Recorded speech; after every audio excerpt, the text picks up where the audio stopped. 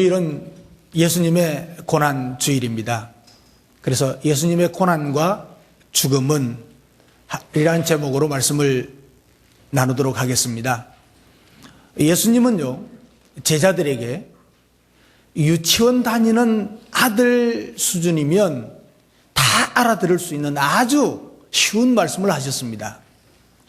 말씀의 내용도 길지를 않습니다. 예수님이 제자들에게 하신 말씀은 세 문장으로 요약할 수가 있습니다. 첫 번째는 지금 예루살렘으로 올라가면 나에 대해서 성경에 기록된 예언이 이루어질 것이다. 두 번째는 그 예언의 첫 번째 내용은 메시아이신 예수님은 온갖 모욕을 당하시고 채찍을 맞으시고 결국에는 죽게 될 것이다. 세 번째는 죽은 지 사흘 만에 다시 살아날 것이다. 이 세 가지 이야기했습니다. 그런데 예수님의 제자들은 이 너무나도 쉽고 짧은 이 말씀을 전혀 알아듣지를 못했습니다. 성경은 제자들이 예수님의 말씀을 하나도 깨닫지 못했다고 말씀합니다. 제자들이 이것을 하나도 깨닫지 못하였으니 그 말씀이 감추어졌으므로 그들이 그 이르신 바를 알지 못하더라 그랬습니다. 예수님께서 제자들에게 외국어로 말씀하신 것도 아닙니다. 평상시 그들이 사용하는 말로 이야기했습니다. 생전 보고도 배우지도 못한 그런 과학적인 지식을 이야기한 것도 아니고 철학을 말씀하신 것도 아닙니다. 내가 모욕을 당하고 고통을 당하고 채찍에 맞아서 죽게 될 것이다. 그리고 3일 만에 살아날 것이다. 너무 쉽지 않습니까? 누구나 다 알아들을 수 있는 이 말씀을 하셨는데 어찌 되었는지 이 제자들은 그 말씀을 한마디도 알아듣지를 못했다고 기록하고 있습니다. 절반만 깨닫고 알아듣고 절반만 모르는 것이 아니고 무슨 말씀인지 전혀 알아듣지를 못했다는 겁니다. 여러분, 왜 예수님의 제자들은 이 쉽고 간단한 말씀을 듣고도 무슨 말씀인지 전혀 이해하지 못했을까요? 예수님과 제자들은 서로 기대하는 것이 너무도 달랐기 때문에 그렇습니다. 이해하지를 못합니다. 예수님의 제자들과 예수님이 기대하는 것이 완전히 달랐습니다. 정반대가 되는 것을 서로가 기대하고 있습니다. 예수님은 지금 제자들을 데리고 예루살렘으로 가는 중입니다. 예수님은 자신이 가는 곳이 예루살렘이라고 분명히 밝히고 계십니다. 그런데 예수님께서 예루살렘으로 올라가시는 것에 대한 기대가 제자들과 예수님이 전혀 달랐다는 얘기입니다. 제자들은요, 예수님이 모세가 바로의 궁전에 가서 아주 단판을 짓고 그리고 애굽에서 백성들을 끌어내서 홍해를 건너게 했던 것처럼 예루살렘에 올라가서 모든 악한 정치 세력들을 몰아내고 새로운 이스라엘 나라를 건설할 것이라고 기대를 했습니다. 제자들은 예수님이 지금 예루살렘으로 가시면 과거에 다윗이 여부수족을 예루살렘에서 몰아내고 새로운 왕국을 세우고 주변의 모든 국가들을 합병시켜서 강대국을 만들었던 것처럼 이스라엘을 강한 왕국으로 세우시고 그 왕국의 지배자가 될 것이라고 믿었던 것입니다. 유대인들의 메시아 사상은요, 메시아가 다윗 왕국보다도 더 든든한 영원한 왕국을 재건할 것이라고 수천 년 동안 믿어왔습니다. 제자들은 그날이 바로 예수님이 예루살렘으로 올라가시는 날 이루어질 것이라는 사실을 믿었습니다. 그래서 제자들은 그 나라에 한 자리씩 차지할 것이라고 기대에 부풀어 있었던 것입니다. 그래서 이왕이면 다른 제자들보다 더 높은 자리에 앉으면 좋겠다는 생각을 했습니다. 그래서 요한과 야고보는 이 꿈을 어머니를 통해서 예수님께 말씀을 드렸습니다. 제자들 사이에 그것 때문에 분란이 일어나기도 했습니다.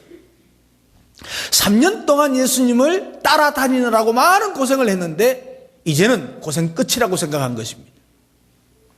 예수님이 왕이 되셔서 다윗 왕 같은 그런 군주가 된다면 더 이상 배를 곤는 일도 없을 것이고 더 이상 천대받고 멸시받는 일도 없게 될 것이고 우리를 멸시하고 천대했던 놈들을 이제 단단히 손 좀 봐줄 것이라고 생각하고 있었던 것입니다. 그런데 예수님은 제자들에게 이제 예루살렘으로 올라가면 정반대의 일이 벌어질 것이라고 말씀하고 계십니다. 인자가 이방인들에게 넘겨져서 희롱을 당하고 능욕을 당하고 침뱉음을 당하겠고 그들이 나를 채찍질하고 그들이 나를 죽일 것이고 죽고 나서 사흘 만에 부활하리라 그렇게 말씀합니다. 온 백성들과 제자들이 기대했던 것과는 완전히 다른 청천벽력의 말씀이었습니다. 청천벽력이란 말이 무슨 말입니까? 맑은 하늘에 천둥이 친다는 사자성어죠. 천둥은요 구름이 끼고 비가 올 때 칩니다. 해가 쨍쨍쨍 있는 맑은 하늘에서 천둥이 치질 않습니다. 맑은 하늘에 천둥이 친다면 이것은 전혀 예상할 수 없었던 일이고 기대할 수 없었던 일이 벌어졌다는 거예요. 그런데 제자들은 예수님의 청천벽력과 같은 이런 말씀을 들은 것입니다. 예수님이 왕이 되어가지고 권력을 행사하시는 것이 아니고 권력자들에게 붙잡혀가지고 고난을 당하시고 모욕을 당하시고 채찍에 맞으시고 마침내 죽음을 맞이한다는 말씀입니다. 제자들은 승리를 기대했는데 예수님은 패배를 선언하고 계십니다. 로마의 군대를 몰아내고 그들을 쫓아낼 것을 기대했는데 예수님은 자신이 그들 손에 죽으실 것이라고 말씀하시고 계시는 것입니다.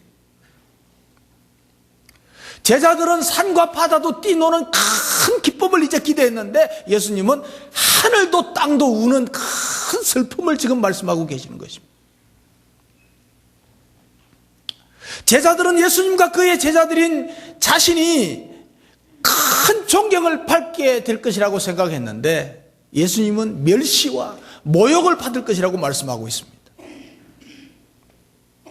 예언자의 예언이 이루어진다는 것은요, 메시아의 죽음을 의미하는 것입니다. 도살장으로 끌려가는 양같이 온갖 고통을 다 겪고 온몸에는 성한 데가 한 군데도 없는 상처가 생길 것이고 사람들이 그 처참한 메시아를 보고 그 모습에 동정을 보내는 것이 아니고 침을 뱉고 저주할 것이라고 하는 것이 예언입니다. 예수님이 고난당하시고 죽으시고 부활하신다는 말씀은 전혀 제자들에게는 기대했던 일이 아닙니다. 그들은 그런 일이 예수님께 일어날 것이라고는 꿈에도 생각하지 못했기 때문에 그렇습니다. 그러므로 주님의 말씀을 듣고 그들은 한마디도 알아듣지 못했다는 것입니다. 한 번도 들어본 적도 없고 또한 경험한 적도 없는 죽은 자의 부활을 지금 말씀하고 계십니다. 제자들은 예수님의 이 말씀을 한마디도 알아듣지 못했다는 것입니다. 그러면요, 오늘 이 예수님의 고난과 죽음은 어떤 의미가 있는가를 생각해 보겠는데 예수님의 고난과 죽음은요, 인간을 죄에서 구원하는 방법입니다. 옆 사람 보고 인간을 죄에서 구원하는 방법입니다. 예수님의 고난과 죽음 십자가는 인간을 죄에서 구원하는 방법입니다. 하나님의 방법입니다. 인간을 죄에서 구원하는 길은 죽음밖에 없었습니다. 예수님께서 인간의 문제를 근본적으로 해결하시는 데는 고난당하시고 십자가에 죽으시는 길밖에 없었습니다. 다른 길이 없습니다. 예수님은요, 많은 문제들을 주님의 지혜와 능력으로 다 해결하셨습니다. 바리새인들과 서기관들이 예수님을 막 공경에 빠뜨려서 모욕을 주고자 할 때도 그때마다 상상도 할 수 없는 놀라운 지혜로 그들의 덫에서 벗어났습니다. 모욕 대신에 영광을 받으셨습니다. 과연 어떤 의사도 고칠 수 없는 수많은 병자들을 주님의 능력으로 고치셨습니다. 예수님은 바다와 바람도 명하셔서 마음대로 다루셨습니다. 잠잠케 하셨습니다. 파도를 잠잠케 하고 바람의 방향도 바꿀 수가 있습니다.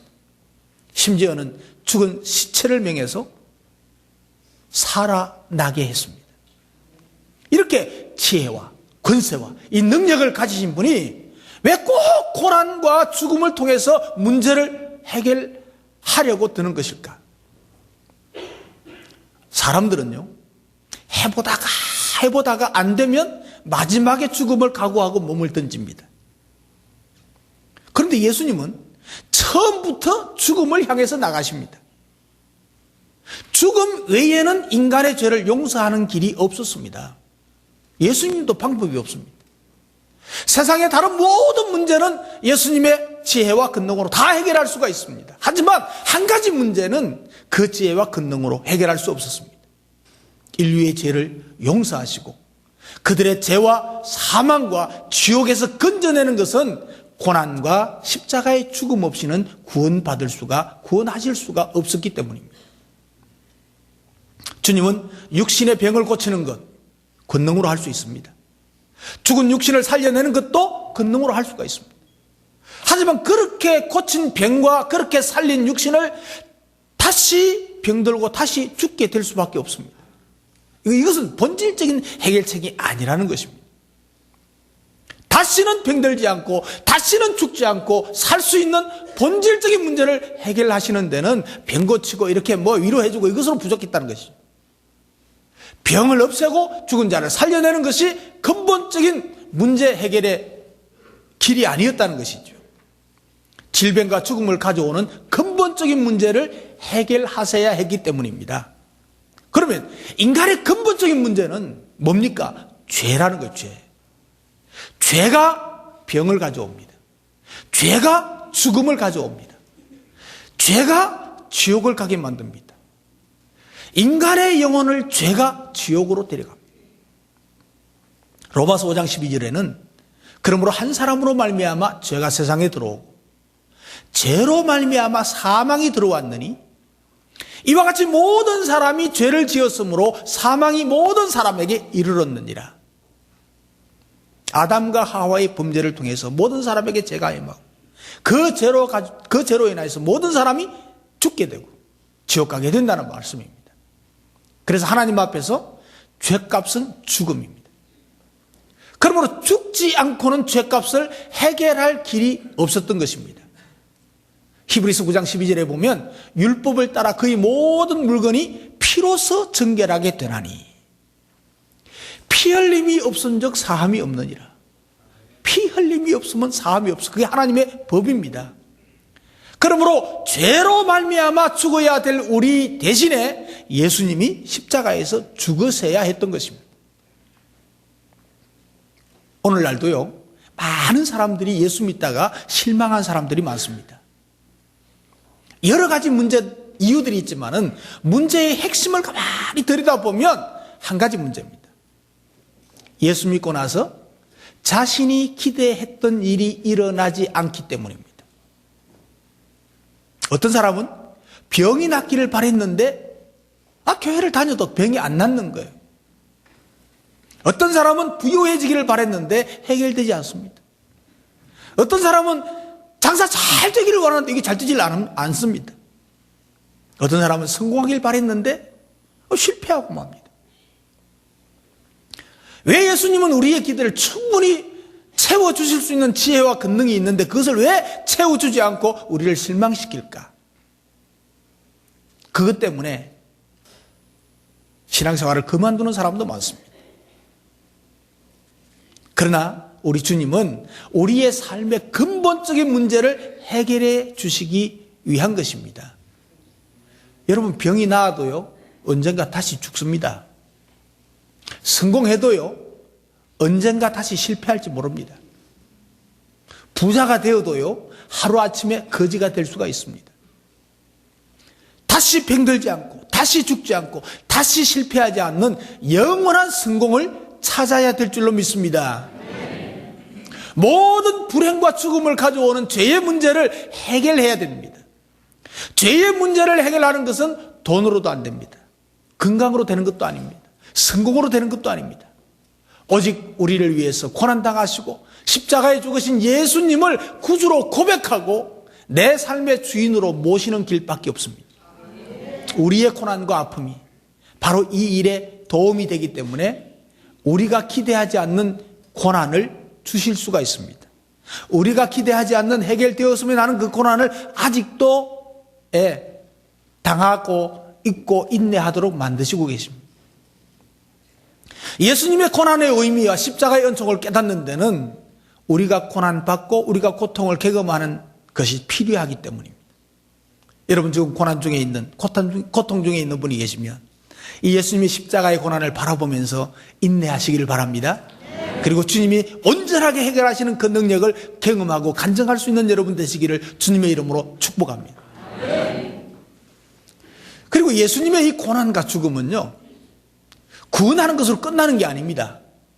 부활의 승리를 가져오게 하는 것입니다. 옆 사람 보고요, 부활의 승리를 가져옵니다. 한 번 더, 십자가는 부활의 승리를 가져옵니다. 예. 요한복음에 보면 예수님은 십자가의 길을 가시면서요, 그 길을 영광의 길이라고 계속 말씀하십니다. 그러니까 제자들이 막 헷갈리는 거예요. 예?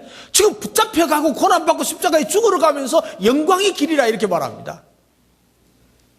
예수님은 십자가의 고난은 가장 큰 영광을 얻는 길임을 아셨습니다. 십자가의 죽으심이 없이는 부활의 영광이 없기 때문입니다. 예수님께서 십자가에서 죽으시지 않았다면 부활도 없습니다. 예수님께서 부활하심으로 모든 믿는 자들에게 부활의 소망을 가지게 했다는 사실을 믿으시기 바랍니다. 예수님께서 죽은 사람이 살아날 수 있다는 것을 사실로 증명해 주신 것입니다. 모든 사람이 부활의 생명을, 부활의 소망을 갖게 된 것이죠. 제자들은 예수님이 고난을 당하시고 십자가에 죽으실 것을 전혀 예상하지 못했습니다. 이와 마찬가지로 예수님이 죽으셨다가 다시 살아나실 것이라는 것도 기대하지 않았습니다. 상상도 못했죠. 이런 일은 인류 역사에 한 번도 경험하지 못한, 생각도 해보지 못한 일 아닙니까? 예수님은 자신의 고난과 죽음이 제자들에게 큰 절망과 좌절을 가져다 줄 것임을 잘 알았습니다. 하지만 그들이 기대하지도 않았던 부활을 통해서 그들의 좌절과 절망을 희망과 기쁨으로 바꾸실 것도 아시고 계셨습니다. 우리가 주님을 따르다가 보면요, 전혀 기대하지 않았던 아픔도 있습니다. 원하지 않았던 모욕도 당하고, 때로는 침뱉음도 당하고, 때로는 죽음에 이르기도 할 수가 있습니다. 우리는 내가 기대하지 않고 원하지도 않았던 슬픔과 고통과 모욕과 고난 때문에 괴롭고 힘이 들 때가 많습니다. 제자들처럼 실망하고 좌절합니다. 하지만 주님의 죽음은 부활의 영광을 가져왔습니다. 예수님은 제자들에게 예루살렘으로 올라가시면 고난을 받으시고 죽으실 것을 3번이나 예언했습니다. 그런데 그때마다 꼭 부활도 같이 이야기했습니다. 고난과 죽음이 있지만 부활의 영광이 있으니 고난을 잘 이길 것이라는 말씀입니다. 주님의 제자들은 예수님께 대해서 그들이 품고 있었던 기대와 전혀 다른 말씀을 하셨기 때문에 말씀을 알아듣지 못했던 것입니다. 오늘 우리는 우리 자신에게 내가 전혀 기대하지도 않았고 바라지도 않았던 일이 일어나기 때문에 그 고통과 아픔을 통해서 말씀하시는 하나님의 음성을 알아듣지 못할 때가 많습니다. 그러나 내가 기대하지도 않았고 바라지도 않았지만 우리에게 오는 고통과 아픔은 주님께서 우리에게 허락하신 것일 수 있다는 사실을 기억하시길 바랍니다. 그것을 통해서 우리에게 무언가 주님께서 말씀해 주고 계시는 것입니다. 하나님의 자녀된 우리의 고통과 고난은 그것으로 끝이 아니고 더 놀라운 영광을 준비하고 계신다는 사실을 믿으시기 바랍니다. 모든 아픔과 고통은 부활의 영광으로 끝나게 될 것을 믿으시기 바랍니다. 고통과 시련이 왔을 때 실망하지 말고 고통을 통해서 들려주시는 하나님의 음성을 들을 수 있는 영의 귀가 열리시기를 주님의 이름으로 축복합니다. 그 고난들이 견디기 힘들어도 부활의 영광을 바라보고 견디십시오. 주님이 받으신 모욕과 고통과 침뱉음과 멸시당함이 부활의 영광으로 보상받았던 것처럼 주님을 위해서 고난받는 모든 성도들은 부활의 영광을 보장하고 계신다는 것을 믿으시기 바랍니다. 저와 여러분, 우리 모두는 천국의 백성들입니다. 하나님의 자녀들입니다. 장차 하나님의 나라에서 주님과 더불어서 왕노릇하면서 영원한 삶을 누리게 될 것입니다. 이 놀라운 은총이 우리 주 예수 그리스도의 죽음과 부활을 통해서 이루어졌음을 믿으시기 바랍니다. 예수님의 고난과 죽음은 인간을 죄에서 구원하는 방법입니다. 그리고 우리에게 부활의 승리를 안겨다 준 사건입니다. 이 사건을 믿으시고 주님의 고난을 기억하시면서 주님의 부활을 기대하는 저와 여러분 되시길 바랍니다. 함께 기도하겠습니다.